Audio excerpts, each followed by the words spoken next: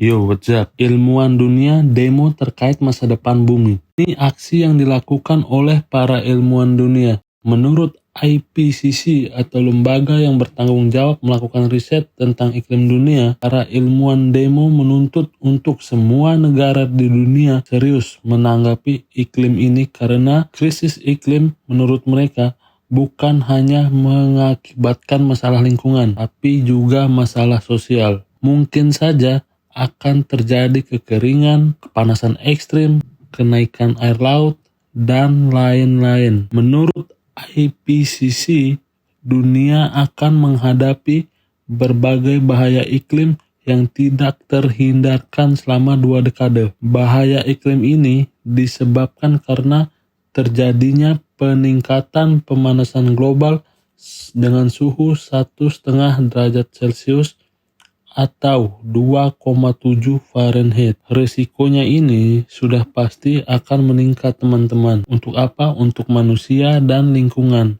Adapun beberapa poin utama yang didapat dalam kelompok kerja 2 IPCC AR6, yaitu yang pertama, perubahan iklim yang disebabkan oleh gas emisi rumah kaca, aktivitas manusia yang banyak menyebabkan kerugian dan kerusakan alam. Yang kedua, batasan suhu global 1,5 derajat Celcius harus dihentikan. Yang ketiga, kerugian perubahan iklim. Yang keempat, adaptasi terhadap perubahan iklim. Makanya, akhir-akhir ini saja kita sering merasakan suhu yang panas atau suhu yang ekstrim jika dibandingkan dengan tahun-tahun sebelumnya, dan mungkin kadang-kadang yang seharusnya musim hujan sudah selesai tetapi masih ada. Begitupun sebaliknya, yang seharusnya musim panas sudah berganti ke musim hujan tapi tetap saja kita masih berada di musim panas. Oke, kembali ke aksi demo. Demo ini viral karena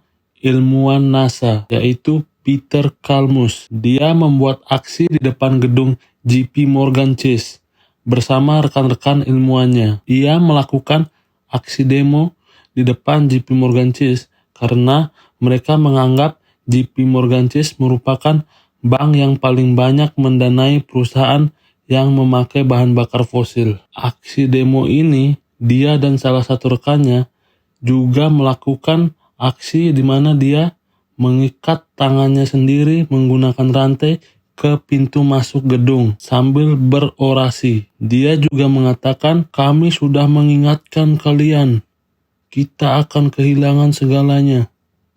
Tapi sayangnya aksi mereka tersebut malah didatangi sejumlah polisi yang jumlahnya puluhan, mungkin juga ratusan, dengan seragam lengkap, dan mereka pun akhirnya diamankan. Ya, mungkin itu dari segi sains, teman-teman. Berikutnya kita coba lagi dari segi spiritual.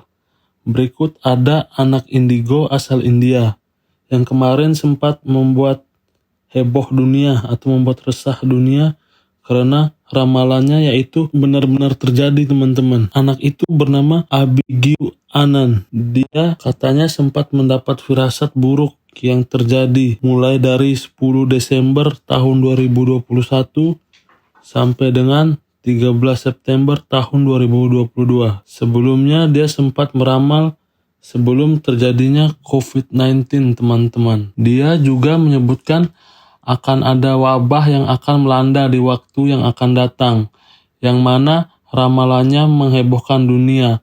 Ia juga mengatakan akan ada gelombang kedua baru kala itu. Dia juga mengatakan bahwa akan ada krisis ekonomi dan korupsi di beberapa negara. Dia menyebutkan semua negara terguncang, yang dimana krisis terjadi di mana-mana, dan mengatakan pada pertengahan 2022 akan ada fenomena yang menyeramkan di luar angkasa dan akan berpengaruh pada kehidupan di bumi. Dia juga meminta kepada seluruh masyarakat dunia untuk melakukan perbaikan karena tidak ada kata terlambat untuk memperbaiki bumi daripada menyesal di masa depan, menurut kata anak indigo tersebut yang berasal dari India, teman-teman. Ya, itulah mungkin dari dua sisi yang teman-teman lihat, dari sisi sains dan dari sisi spiritual. Kalau dari sisi sains, sudah pasti mereka melakukan pengumpulan data, riset, dan lain-lain. Kalau dari sisi spiritual, itu terserah teman-teman mau percaya atau tidak percaya. Tapi yang pastinya ada hal yang bisa kita lakukan atau ikut serta dalam menjaga bumi ini, teman-teman.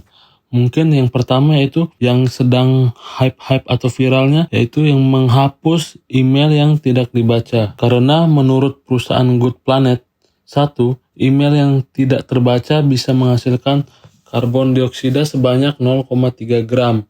Itu disebabkan karena email yang tidak terbaca akan menyimpan data di dalam storage. Nah, ketika email ini menumpuk, daya listrik yang dibutuhkan sudah pasti makin besar. Begitu teman-teman. Terus yang kedua itu memperbanyak menanam pohon. Ya mungkin saya rasa ini gerakan yang harus dilakukan setiap individu.